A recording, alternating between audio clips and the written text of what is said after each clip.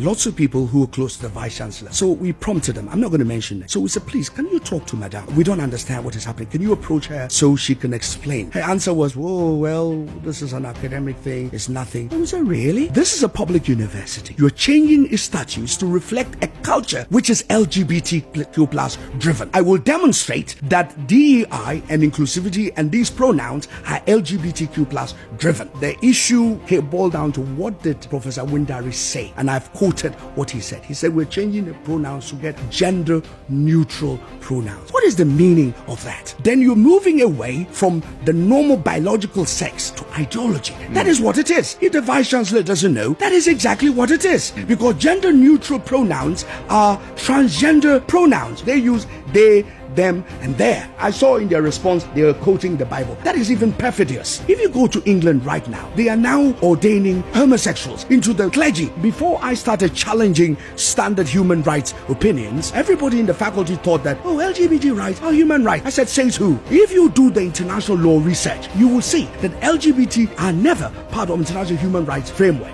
The University of Ghana has produced academics and professors. This university has been built on the basis of innovative and free thinking and the strength and the capacity to resist foreign knowledge. So even if the white man comes and say, oh, this is what we think, it is good, we should be able to dissect and say, no, what you're saying is not true. And by the way, one of the things that the Vice-Chancellor needs to do, why is it that from promotion from a lecturer to a senior lecturer is based on publications in international journals, peer review?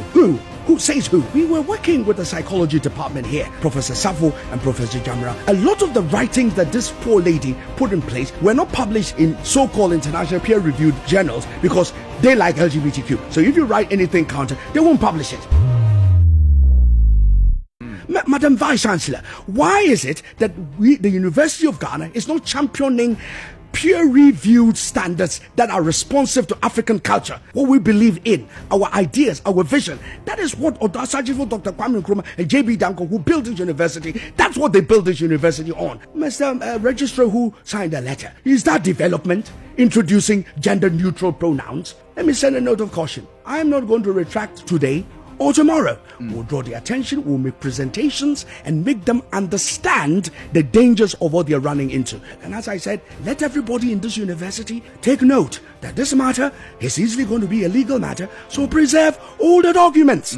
What are you going to do should the university, let's say, still insist on, let's say, having these codes, let's say, theirs in their status? This is a public university.